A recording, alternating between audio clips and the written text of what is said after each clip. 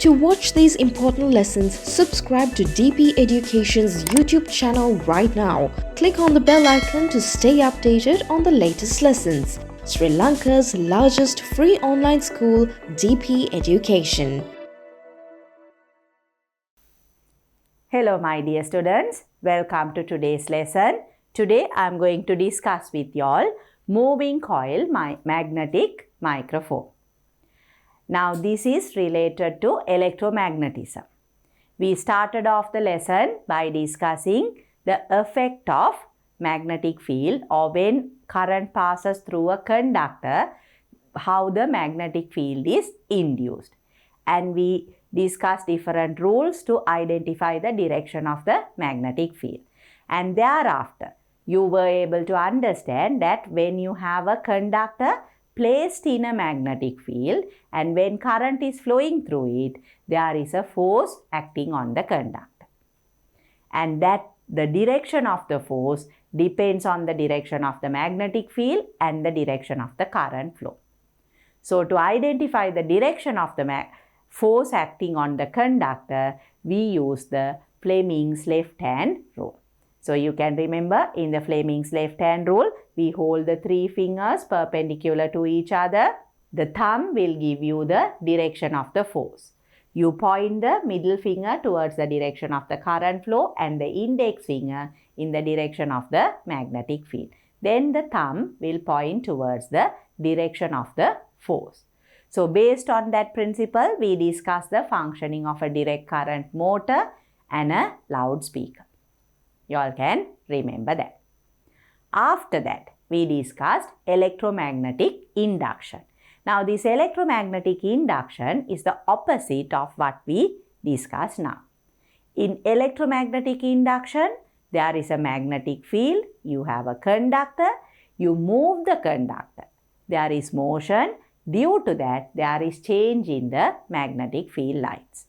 That gives rise to an induced electromotive force, which in turn produces or generates a current. So their current is generated from magnetic field, a conductor placed in a magnetic field. To identify the direction of the current flow, here we use the Fleming's right-hand rule. In this also, we hold the hand where we have the thumb, index finger and the middle finger perpendicular to each other. And here also, this will be the motion, direction of motion, that is the thumb. Then you have the direction of the magnetic field pointed by the index finger. Then you will get the direction of the current flow using the middle finger. So that is the Fleming's right-hand rule. So this particular concept where we use electromagnetic induction, where current is generated, is the principle behind a dynamo. So in the previous chapter, I discussed in detail with you all how a dynamo functions, how the armature rotates, and due to that, the magnetic field lines are changed or varied. Because of that, a current flows through the dynamo. So that is the alternating current dynamo. Now the second application is the moving coil magnetic microphone. We have already discussed the loudspeaker. There you all know the sound is amplified. So to provide an electric current to the loudspeaker, you need a microphone. We normally talk into the microphone, or music is played to the microphone, where the sound energy is converted to electric energy. That is in turn transmitted to the loudspeaker. So now I am going to discuss with you all moving coil magnetic microphone. So before I discuss the introduction to you, I will move on to the next slide where I have the diagram of a moving coil magnetic microphone. I'll explain that and the function there. Then I will come back to this slide. So here you can see this is a cross section of a moving coil microphone. So you all have seen moving coil microphones. Now earlier we discussed loudspeakers where the sound is amplified. Now to do that, we usually provide the sound to this microphone. So here the sound energy that is given to the microphone is converted to electric energy. That is transmitted to the loudspeaker, and there it is again converted back to sound. Is that okay, student? So if you look at the diagram, this is the cross section of a moving coil microphone. Now you would have seen these microphones. Here you can see this cover. That is what we normally keep near the while talking or while playing music. That is where the sound is provided. So this particular structure is connected to a diaphragm. Now here can you see this is the outermost covering. Usually it's a metal covering or a plastic covering, and inside that this particular diaphragm. Now you can see diaphragm. Now this diaphragm can vibrate. Now when sound waves fall on this particular microphone, there is vibration. You all know sound waves are longitudinal waves that contain vibration. So due to that vibration, this particular diaphragm starts vibrating according to the sound. Then you can see with this diaphragm, there is a structure that is connected to the diaphragm that is in turn attached to the coil. You can see this pink color, the coil. So the coil is connected to the diaphragm. Now this is actually kind of a cylindrical structure. Although in the cross section we see it as lines, this is actually a continuous structure. So that due to the vibration of the diaphragm makes the coil to vibrate. And the coil is vibrating where? Now here you can see the poles of the magnet, south, north and south. So what happens there when the coil vibrates? Now there are magnetic field lines, north to south, north to south. And within that magnetic field lines, when the coil vibrates, there is a flux in the magnetic field. So because of this flux, there will be an electromotive force induced. And that will be conducted as electric current. So that is how the sound is carried or transmitted to another device. So you provide sound energy within the moving coil microphone. The sound energy is converted to electric energy. And the name moving coil microphone is because this particular coil is the one that is going to vibrate, that is going to move. The magnet is going to be stationary. The coil is going to vibrate. So moving coil microphone. Is that clear, students? So if you look at the parts, the important parts are the magnet that provides the magnetic field.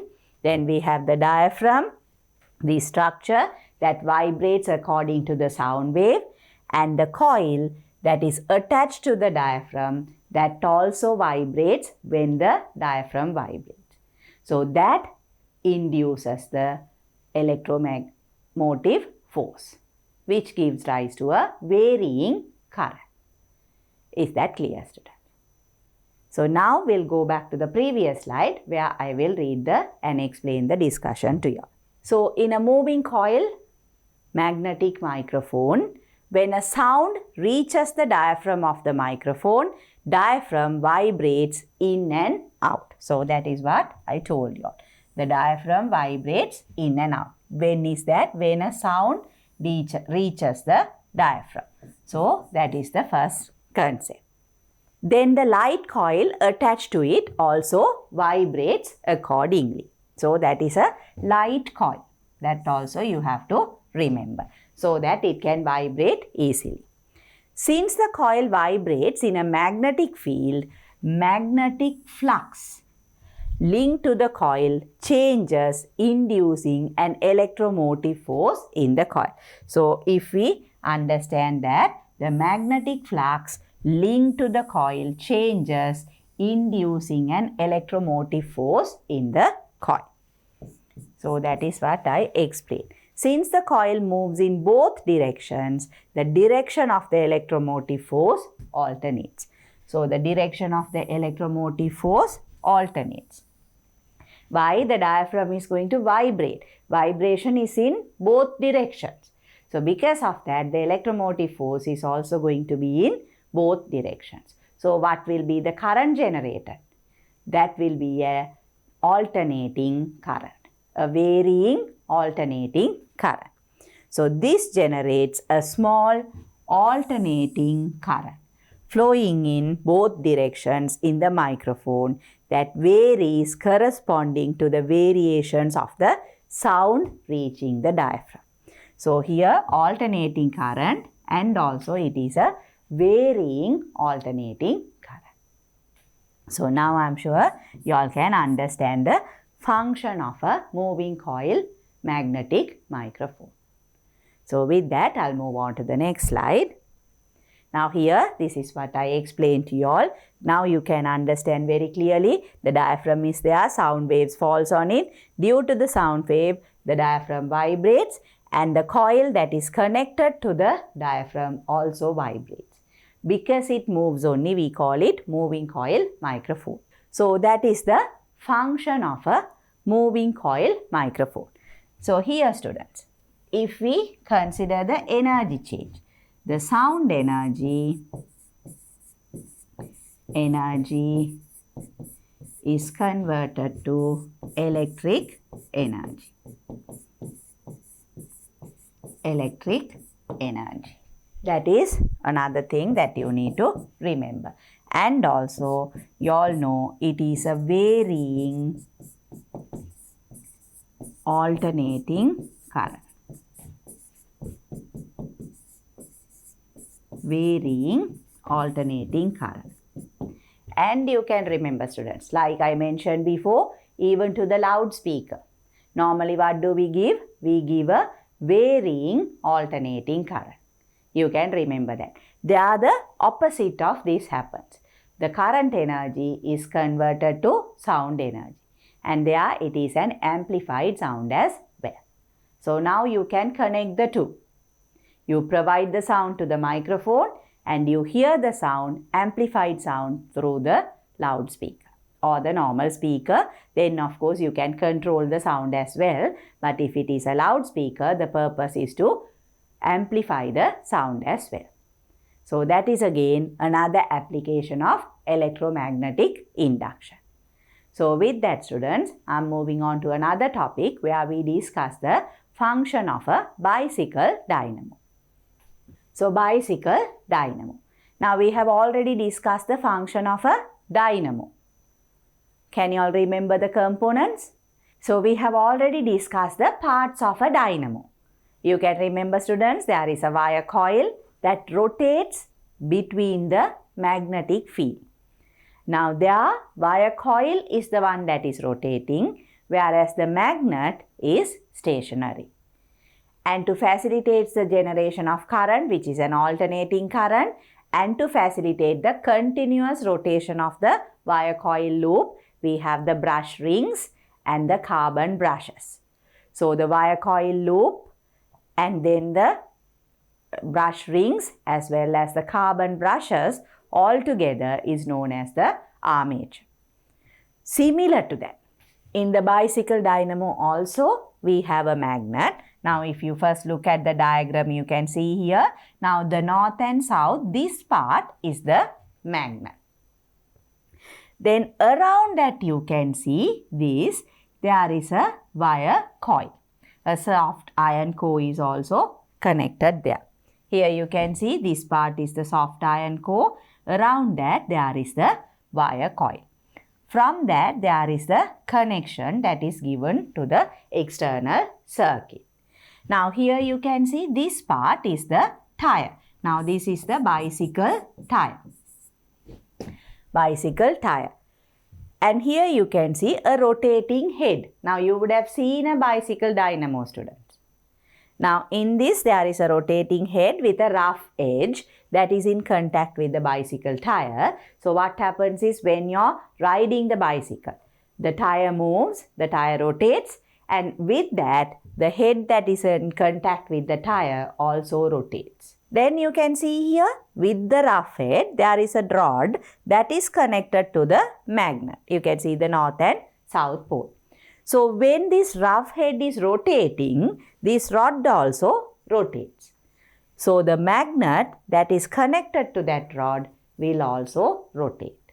So you can remember when we discussed electromagnetic induction, we understood that either the coil has to rotate in a stationary or fixed magnetic field so that there is a change in the magnetic field lines, or else the coil can be stationary and the magnet can rotate. So here this is the second type. So here you can see, students, the magnet will rotate but the coil will be stationary. You can see the soft iron core that is fixed, and around that there is the coil that is also stationary, but the magnetic field will rotate. So obviously there will be a magnetic flux, and due to that magnetic flux there will be an electromotive force generated, and that will give rise to an electric current. So that is how the bicycle dynamo functions. So here also, students, it is an alternating current that is generated. You all know dynamo, it is an alternating current dynamo. So the current that is generated is going to be alternating current. So under bicycle dynamo, if we look at the introduction, figure shows the internal components of a bicycle dynamo. When its rough head is arranged to touch a tire of a bicycle, it rotates fast when the tire is rotating. T-Y-R-E, T-I-R-E both mean the same thing, tire. So when the tire is rotating, the rough head also rotates. So that is the first point. Then the cylindrical magnet connected to the rough head also rotates. The cylindrical magnet. So it is going to be like a cylinder-like structure. Since the magnetic field linked to the coil wound around the soft iron changes now, an electromotive force is induced in the coil. So a similar concept. Electromotive force is induced in the coil. So you all know what happens here. Now, if you can remember, students, the electromotive force, the strength of the electromotive force depends on different factors. One thing you can remember, the length of the coil. When the length of the coil increases or the number of turns increases, the induced electromotive force increases. But here, of course, once you make the bicycle dynamo, the number of coil doesn't change. Then the second one is the strength of the magnet. Now here again, the magnet, the cylindrical magnet is already there. So the fixed strength is also fixed. So those two factors are fixed in this particular instance.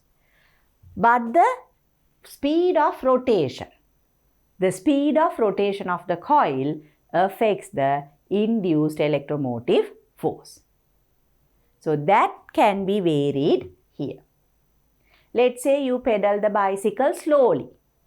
The tire will rotate slowly and the rough head also rotates slowly. Then of course the induced electromotive force will be less, because you all know the speed of rotation is directly proportional to the induced electromotive force. So if you ride the bicycle faster, then the tire rotates faster, the rough head also rotates faster, and there will be a higher electromotive force induced. And you all know, normally the purpose of having a bicycle dynamo, it is connected to the light, the bicycle light, which is fixed in the middle of the handlebar, so that when you ride in the night, you can on the light and you can see easily. So there what will happen is, when you ride faster, the brightness of the bulb will increase. Why? Because the induced electromotive force increases with the speed of rotation of the bicycle tire. You all have to understand that also. So with that, students, I am going to move on to the next slide. So here you can see, as a result of winding the dynamo coil around a soft iron, it is possible to link most of the magnetic field lines through the coil, which increases the induced electromotive force. So here, like I told you all, now when you have a coil wound around the soft iron core, as you can understand, students, when we wind the coil around the soft iron core. When there are more number of turns and everything is contained within that small space, what happens is more magnetic field lines are changed. So because of that, the electromotive force increases. So you have to remember that. So by winding the dynamo coil around the soft iron core, it is possible to link most of the magnetic field lines through the coil, which increases the induced electromotive force. So you have to remember that. Then, since the direction of the magnetic field alternates when the magnet rotates, the direction of the induced current also alternates its direction. Therefore, the output from the bicycle dynamo is an alternating current. That is also something you can understand. So, always the dynamo, whether it's a normal dynamo or the bicycle dynamo, they produce alternating current. So, with that, I'll continue the discussion. When the bicycle is ridden fast, so this is what I told you all, when the bicycle is ridden fast, the speed of the wheels increases. Then the head of the dynamo, which is in contact with the tire, also rotates fast, increasing the rotation speed of the magnet. The increased rate of change of the magnetic field linked to the coil increases the induced electromotive force, which gives rise to a larger current. So here that is important. This gives rise to a larger current. So this is the explanation, students. So when the bicycle is being ridden fast, the wheels rotate faster, the head of the dynamo rotates faster. Because of that, more magnetic field lines are varied. Because of that, the induced electromotive force increases and gives a larger current. Therefore, the brightness of the bicycle lamp increases with the speed of the bicycle. So, what I explained to you. And again, here you can see an energy transformation takes place in a dynamo. In order to generate electricity, the dynamo has to be rotated. Therefore, in a dynamo, the energy is converted from mechanical energy to electrical energy. This is also something that we discussed before. In a dynamo, the points that you need to remember. In a dynamo, mechanical energy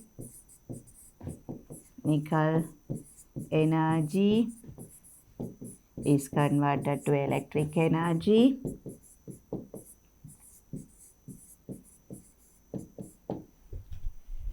Then it is alternating current.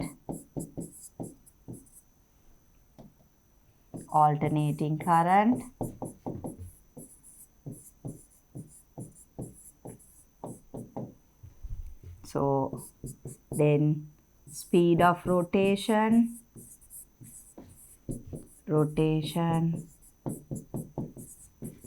increases. Then the induced electromotive force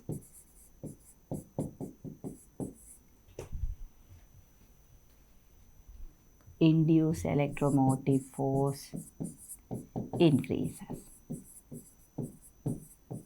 Now these are common for both types of dynamo, the normal alternating current dynamo and the bicycle dynamo.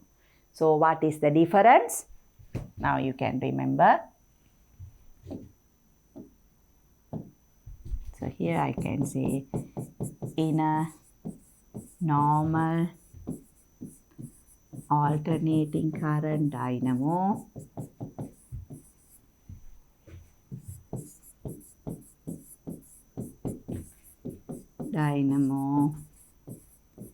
the coil rotates magnet is stationary.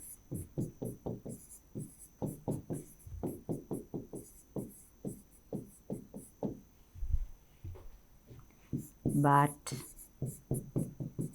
in a bicycle dynamo, the coil is stationary, but the magnet rotates. So that is the difference. In both, the process is the same. Here you can see in a dynamo, mechanical energy is converted to electrical energy. The current that is generated is alternating current. And also when the speed of rotation increases, the induced electromotive force increases. And also you all know to use the Fleming's right hand rule to determine the direction of the current flow. So there you can understand it is the alternating current as well. Then the difference between the two dynamos is that in the normal alternating current dynamo, the coil rotates whereas the magnet is stationary. But in a bicycle dynamo, the coil is stationary and the magnet rotates. So both are examples of induced electromotive force or electromagnetic induction. I'm sure you all can understand that. Okay, students. So now that you have a good understanding about the dynamo and you all have understood what dynamo is, the bicycle dynamo, the difference between the two, we will go to the lab and have a look at the parts of a bicycle dynamo. Okay, students. So now we will observe how a bicycle dynamo functions. So you all know bicycle dynamo is an application of electromagnetic induction. Due to an induced electromotive force, there is electricity that is induced due to the movement of a coil within a magnetic field. So that is how a dynamo functions, and you all know the bicycle dynamo is somewhat different. The reason is here in a bicycle dynamo, the coil is stationary but the magnet rotates. So either way there is induced electric current. So due to the induced electromotive force. So here if we look at this dynamo, here you can see this is the bicycle dynamo that is shown here, and here you can see the head of the bicycle dynamo. So here you can see this is not a smooth surface. There are ridges like structures. It is a rough head. So if you assume this to be the wheel of the bicycle, normally when you ride a bicycle, the wheel moves. So this head of the dynamo is in contact with the wheel, and because of that, the dynamo, the head starts to rotate. So because of that, there is a connection. Now with this head inside the dynamo, there is a magnet connected to it, and when this rotates, the magnet also rotates. So because of that, there is electricity induced, electromagnetic induction. So we will see how that happens. Now if I rotate this, here there is a light bulb. You all have to observe that closely, observe it clearly. So if I rotate it, you don't see any change. Now can you see there was a blink of a light. Now you can see the light coming on, and when I keep on increasing the speed, observe what happens.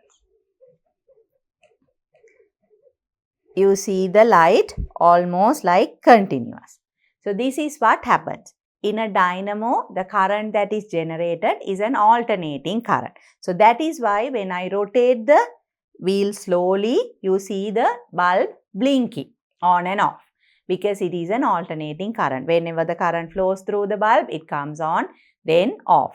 But when I increase the speed, the amount of electromotive force generated increases.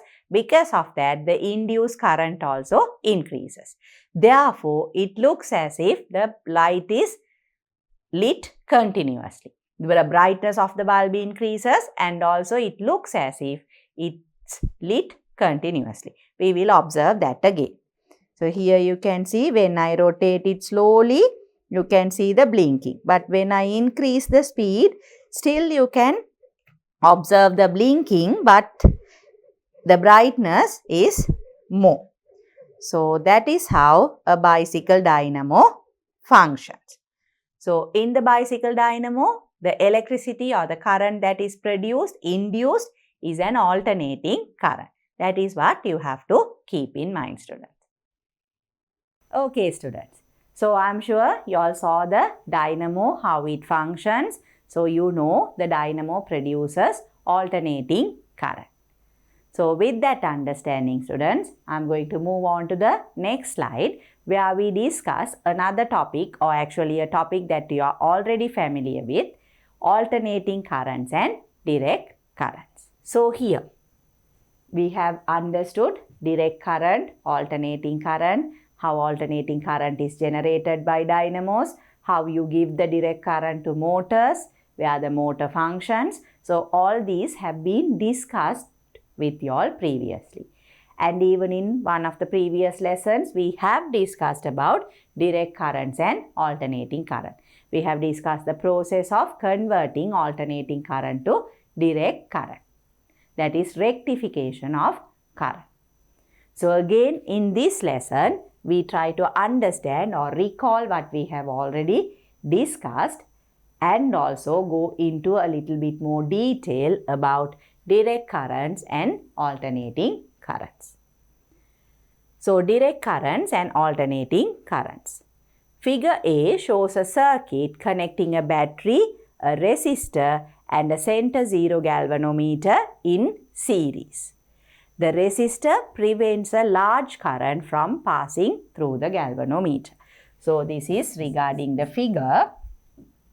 Now here you can see the figure shows a circuit connecting a battery, a resistor and a center zero galvanometer in series. And the constant deflection of the galvanometer will show that the current in the circuit is constant. When the current is plotted against time, a straight line can be obtained as shown in figure B.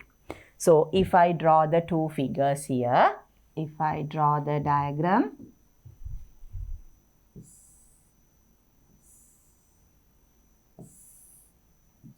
so this is the circuit where we have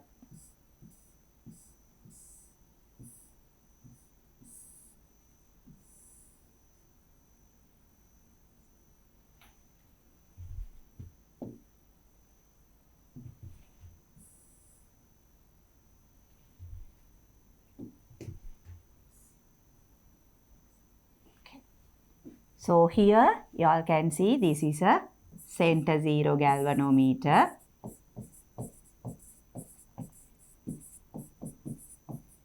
Now the batteries are connected. This is a resistor. So a battery, a resistor and a center zero galvanometer, they are all connected in series. So you all know this is the positive terminal, the negative terminal. So the current flow will be in this direction. And always a battery generates or gives out direct current. So the current will flow only in one direction. And if you observe the galvanometer, you all will see that the galvanometer deflects only in one direction. There will be a deflection of galvanometer only in one direction. And usually the value also will remain the same unless the battery runs out. So if it is a new battery, the reading, the galvanometer reading will be in one direction and a fixed value. So here, if we plot the graph, if I plot the graph,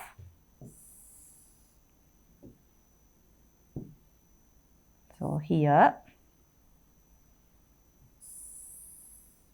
now if I'll use a different color, you saw that the galvanometer reading did not change. It was in the same direction and it was a constant value. So here, This is current I with time.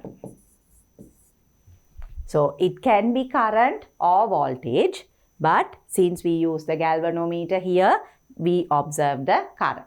So there the indicator deflects in the same direction as well as it shows a constant value. So that is the graph that you get. And this is the current that is known as direct current. Direct current.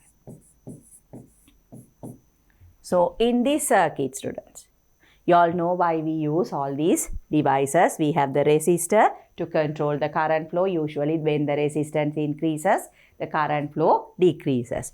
So the battery is the power source which supplies the potential difference which gives rise to the current flow, and the galvanometer to observe the direction of the current flow. And you saw that in the lab as well. So you all can understand what direct current is. So with that, I'll move on to the next slide where I discuss the alternate current with you all.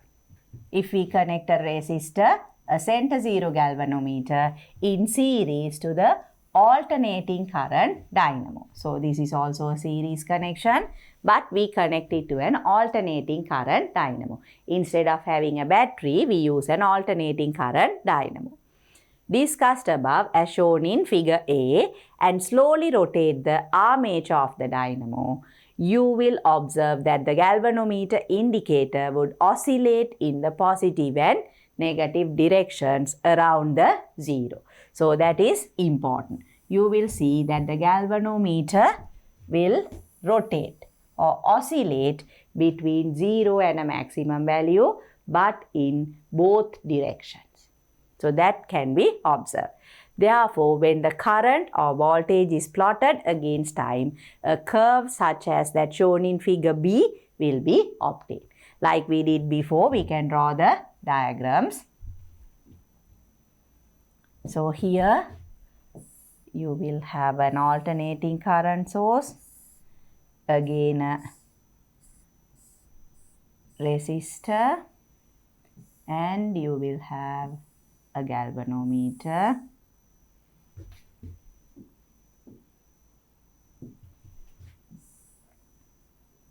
a center zero galvanometer,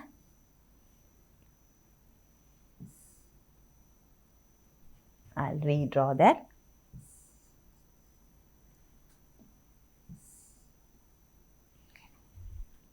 So here you will have an alternating current source. You're familiar with this symbol, students? Now this symbol indicates an alternating current source. So this is an alternating current. So in this case, what do we use? We will be using a bicycle dynamo. So here bicycle dynamo.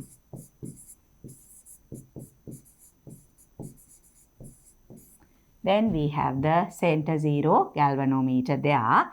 There, of course, you will see the indicator, but it will oscillate in both directions. So this is the galvanometer. The resistor. So the resistor again to control the current flow. Alternating current, that is the bicycle dynamo to provide the alternating current, and the galvanometer to observe the alternating current, so that we can plot the graph.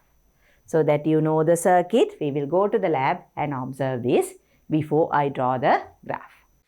Okay, students. So now we will do this activity in order to understand the difference between direct current and alternating current. So to do that activity, I have this bicycle dynamo here. Already I have shown you all the function of a bicycle dynamo. You all know there is electromagnetic induction taking place, and due to that a current is being induced. And you all know that the current is alternating current. In an alternating current, the direction of the current varies with time. So that is a bicycle dynamo. On this side, I have a dry cell. So from a dry cell, we get direct current. Direct current means the direction of the current does not vary with time. So we will try to observe both and understand how they are or what they are.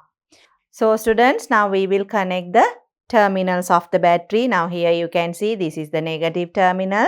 I will connect that to the negative terminal of the galvanometer, and the positive terminal of the battery I will be connecting to the positive terminal of the galvanometer. So here you can see the pointer deflected and it shows just a reading. Now here of course, because this gives a large current, it is more than the reading, more than 3 amperes, but the pointer deflects only in one direction. That means the direction of the current does not change. If the direction of the current does not change with time, then it is a direct current. So the battery produces or generates direct current. That is what you need to understand from here. Now again, if I remove it and if I put it here, you can see students, if the contact is less, you can see the reading. So I'm going to connect it again. So here you can see students, from 0, the pointer deflected only to one direction. So you all can understand that concept. The current flows only in one direction. So the current generated by a dry cell, a battery, is a direct current. Now in comparison to this, the dynamo produces alternate current. We will try to observe that now. And now here I have the bicycle dynamo. Like we did before, you all know, when we rotate this wheel, here also you can see the light come on. So you know there is electricity being generated, current being generated. So I am going to connect the bicycle dynamo to the galvanometer.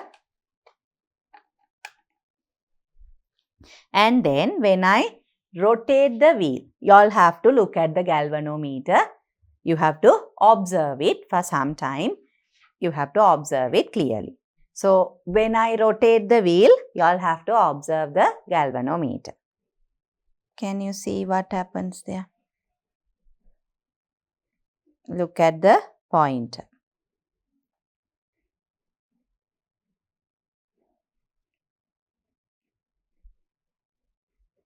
What happens to the pointer? It deflects in both directions. So when the current is flowing in one direction, it goes to one, deflection is towards one side of the 0. Other direction, deflection is towards the other side. So if I do it again, you all can observe it clearly. Now here you can see the pointer deflects, indicator deflects to both the directions. So that means the direction of the current is changing. So that is how the alternate current is. So the bicycle dynamo generates alternate current. The direction of the current that varies with time is known as alternate current. Whereas a dry cell, it generates direct current. In a direct current, the direction of the current does not vary with time. So those are the two types of current. So you saw the change in the galvanometer, how the galvanometer deflects. You were able to see the oscillation, that is, it moves on either side of the 0, positive current as well as the negative current. So you saw the oscillation of the galvanometer and you all were able to understand what alternating current is. So here, if I plot the graph,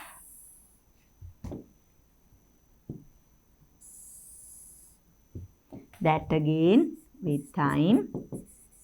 Now since we observe the current, I will mark the y-axis as current, but it can be the voltage also. Voltage also fluctuates. So then if we look at the graph, there is a change like that. You get the positive current and the negative current. Positive current, negative current. And normally it fluctuates between a maximum value 0, then in the opposite direction reaches a maximum, comes to 0. Like that, the direction of the current alternates with time. direction of current changes with time. Then we call it an alternate current. Is that clear? So the direct current, the direction of the current does not change with time. Alternate current, the direction of current changes with time. It can be the direction of current or the voltage. Direction of voltage does not change with time for a direct current, but it changes with time for an alternating current. Is that clear, students? So what we get here is the alternating current, or what we simply write as AC current. Alternate current, alternating current, AC. Direct current, DC. Is that clear? So like this, in the previous one also for direct current, we can write it as DC, direct current. And here also, instead of current, you can have voltage. Is that clear, students? So the two type of current. Now you can remember the motor functions on a direct current motor. But the dynamo generates alternating current. Is that clear? So with that, I'll be moving on to the next slide. We have already discussed this. So here, if we try to compare direct current and alternate current, so you can remember, students. So when we say direct current, like you understood, the current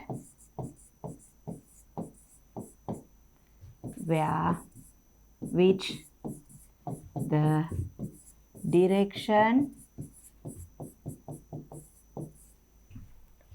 does not vary with time is known as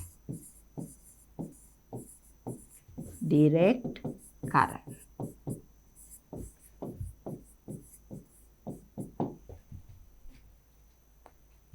Current in which the direction does not vary with time is known as direct current. Or here, to be more specific, you can say current in which the direction of current flow, you can repeat that as well, does not vary with time is known as direct current.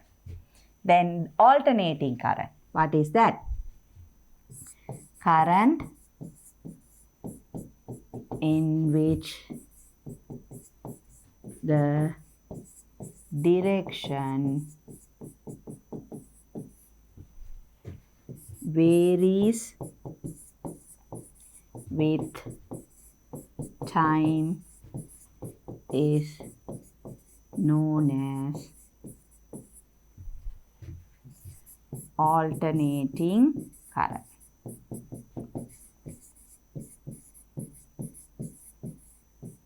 So like I said, we abbreviate this as AC, alternating current.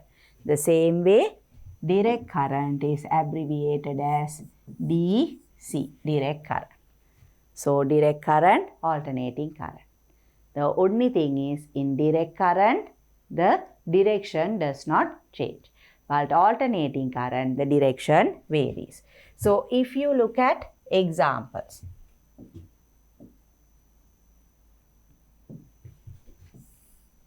I will quickly show you all three plots.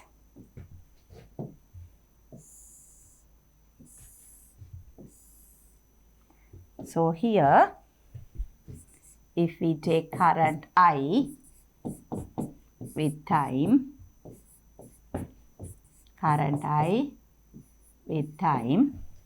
now if we look at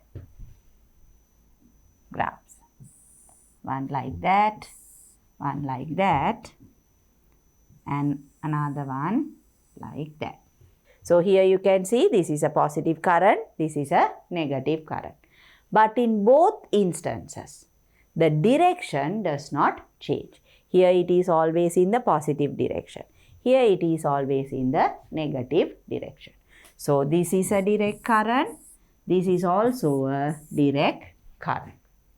But here you can see the direction changes with time.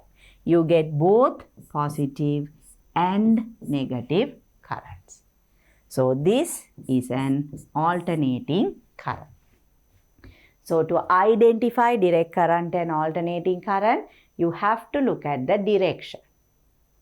If there is the current line that is crossing across the time, the x-axis, then it is alternating current.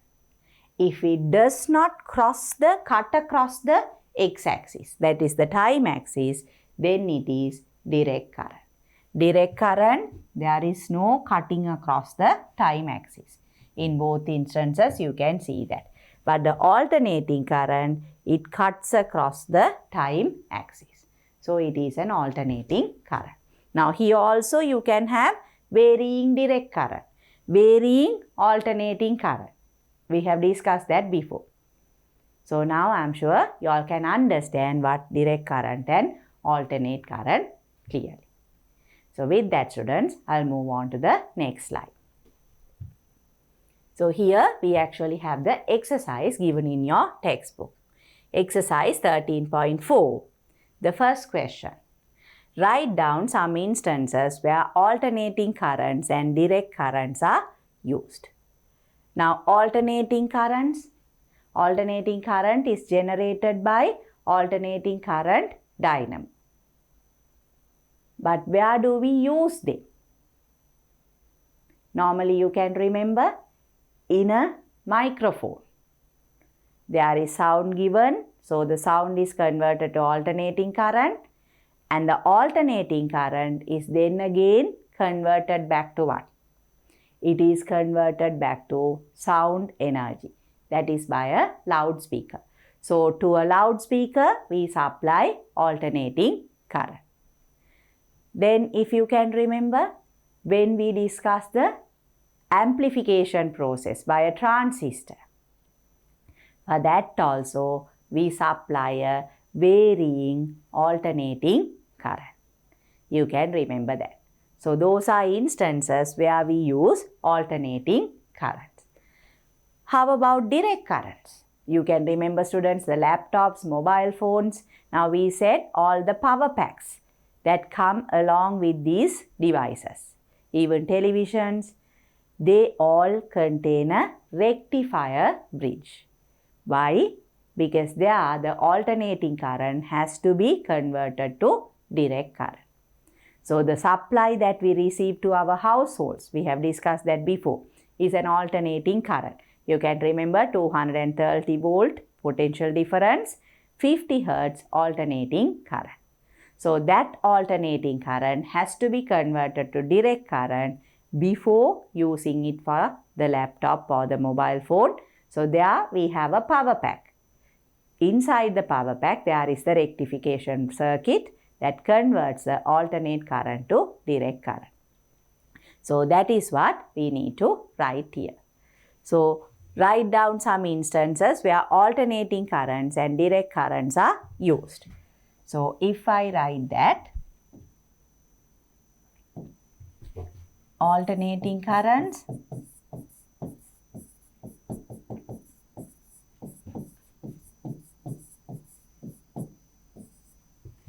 so one instance is the loudspeaker.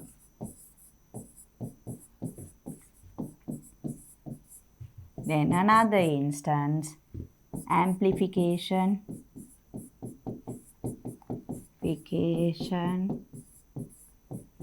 process of transistor.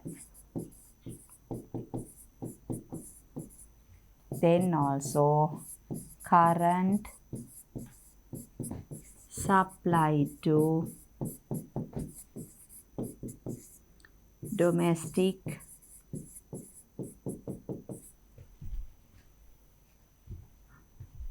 or household circuit. That you can remember, 230 volt, 50 hertz alternating current. Then bicycle lamps. That is also something we discuss now, no students? Bicycle lamp.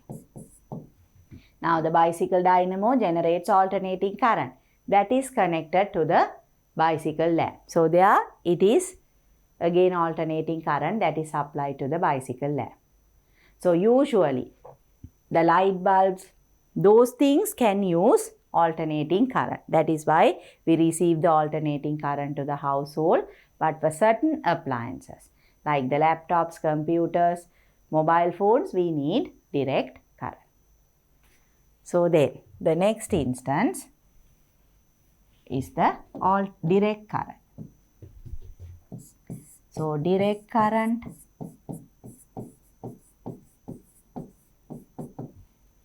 what are they? Laptop,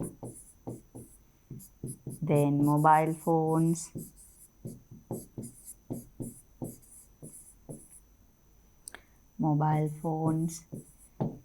and all the devices that use batteries. Now you know battery generates direct current. So if we use a battery for a torch, the torch uses direct current. So I'll commonly say devices that use batteries. For example, torch, toys, all these use batteries. So they are in all these instances direct current. Even direct current motor, you can remember. Direct current motor. That also uses direct current. So laptop, mobile phones, devices that use batteries and direct current motors. They all use direct current. So I'm sure students, you all can understand all these. So with that, I'll move on to the next question. So here, the second question, several graphs showing the variation of current with time are given below. Indicate which type of current is represented by each of them, giving reasons for your answer. Look at the first one, the first graph, A. Now here you can see the y-axis is current, x-axis is time. Now if you look at the plot, the graph, the variation of current, you can see it's fluctuating. It's not a constant current. It is a varying current. But when I told you all how to identify the direct current and alternating current, you have to check whether it intersects the time axis. Now here you can see, although it is varying, the current is the positive current. It is above the x-axis. So that is a direct current. So the first one is a direct current. A direct current. Why? The varying current flows only in the positive direction. Only in the positive direction. No negative current. Or you can say the direction of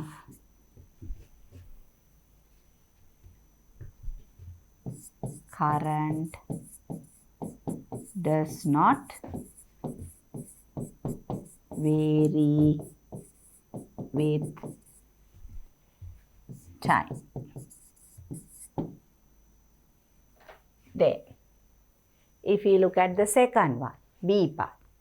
Now, can you see this? Again, current, time. Now, you are familiar with this graph, students. This is like the full wave rectifier. Now, here there is the variation in current. It fluctuates between a maximum value and 0, but still the current is in the positive direction only. So only one direction. So that is also a direct current. So here you can see this is direct current. This is also direct current. So for the second one,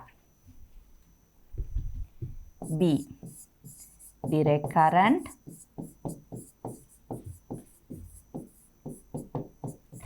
although the current fluctuates between 0 and a maximum value,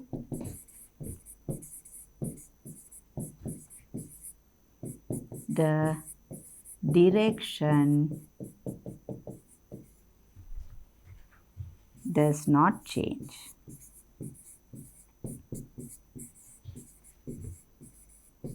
So that is why we take it as a direct current. So in both graphs you can see both are direct currents. Here also there is fluctuation, but it is direct current. Here also there is fluctuation, but no change in direction of the current flow. So because of that, both of them are direct currents. So the first one, I have written direct current. The varying current flows only in the positive direction. No negative current, or you can see the direction of current does not vary with time. For the second one, that is also direct current. Although the current fluctuates between 0 and a maximum value, the direction does not change. So that is the reason why we consider both of them as direct currents. So with that, I'll continue with the question. Now here we have the third graph, that is C. Again you have the current with time. Now you look at the graph. Here you can see this part is the positive direction. It cuts across the x-axis, time axis. So there is negative current. Now this part is the positive current, this part is the negative current. Again you get positive current, negative current. So this is also varying current, but in addition to that, the direction of current varies with time. So that is an alternating current. Alternating current. So here for the C part, if we write alternating current. Alternating current.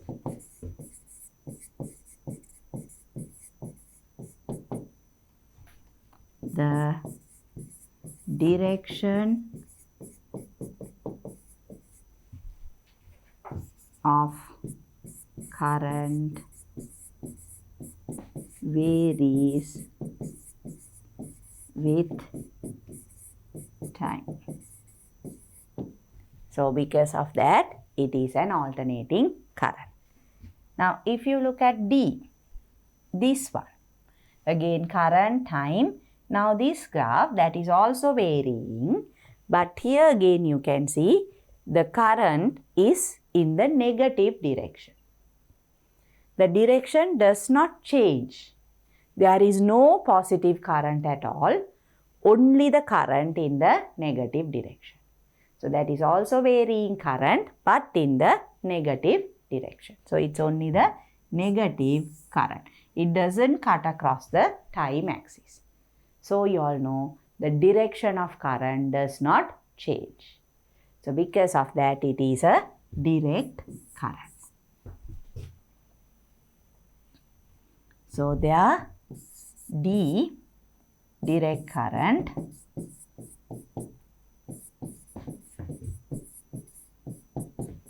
current flows only in the negative direction.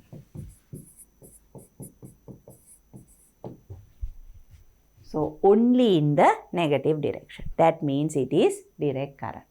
There is fluctuation, but still it is direct current. So this is also something you all can identify, students. Look at the graph. You have to see whether the direction, whether there is positive current and negative current. Only when both are there, it will be an alternating current. So you can see if you have both, there will be a cutting across of the time axis. But in this one, it is only the current in the opposite direction or negative current only. Is that clear?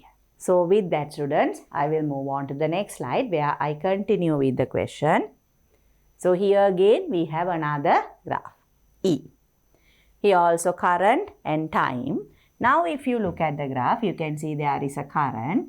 Then immediately the direction changes. There is a current. Again it changes, positive, negative. So we have positive current, negative, positive, negative, positive, like that. The direction of the current changes with time. So obviously this is alternating current. So here E is alternating current.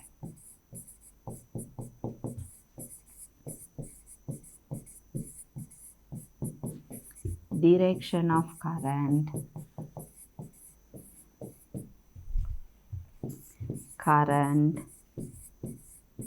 changes with time.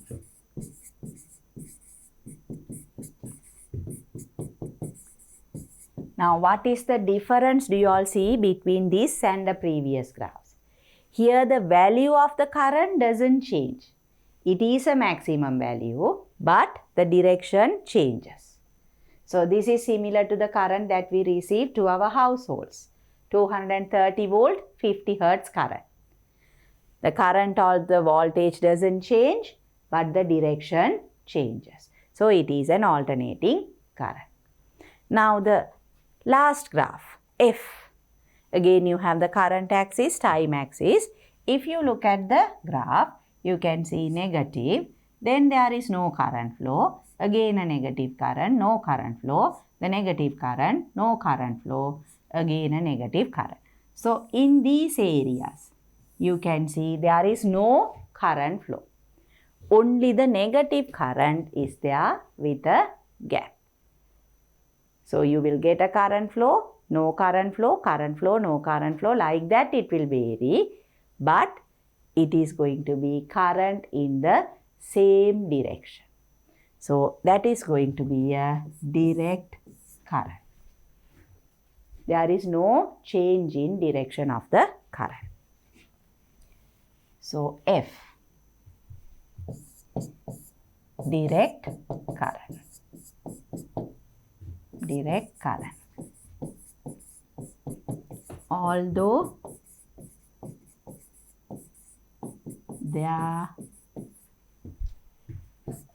there are gaps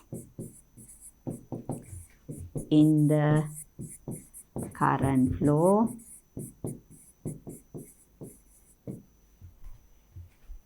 the direction of current